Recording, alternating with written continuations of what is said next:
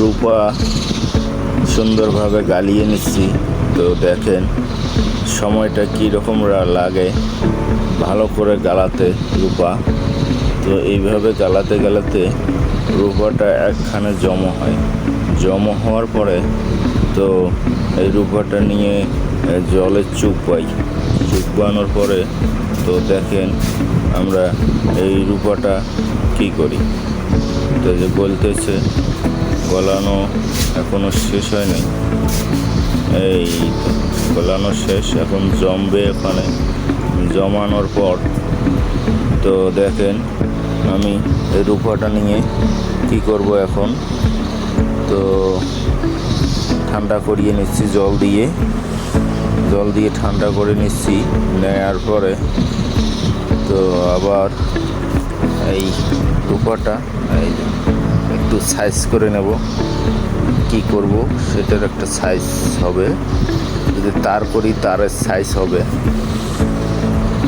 তারের সাইজ করতেছি, করার পরে এই যে মেশিনে নিলাম।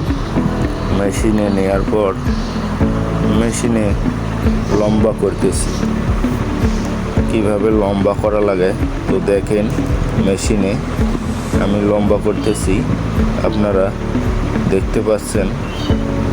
মেশিন ঘুরিয়ে একটার পর একটা সারিয়ে লম্বা করানো হচ্ছে। তো দেখেন আপনারা এভাবেই কিন্তু কাজ করে থাকি আমরা।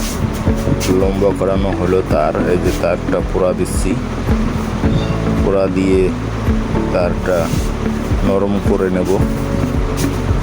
নরম করলে যাতে ভাঙে না, মচকে না, এইরকমভাবে তারটা পোড়া দেব। এই দেখেন পোড়া দেওয়া হবে। তারপরে দেখেন কি করি, আপনারা ধৈর্য সহকারে দেখেন, দেখলে বুঝতে পারবেন যে কিভাবে কি তৈরি করানো হয়।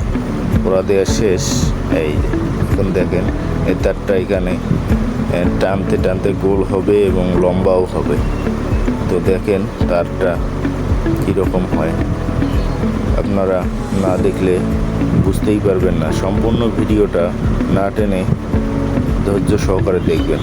দেখেন এই ওইটা গাতি নিয়ে নুপুর তৈরি করতেছি, একটা একটা করে কেটে কেটে নুপুর তৈরি হচ্ছে।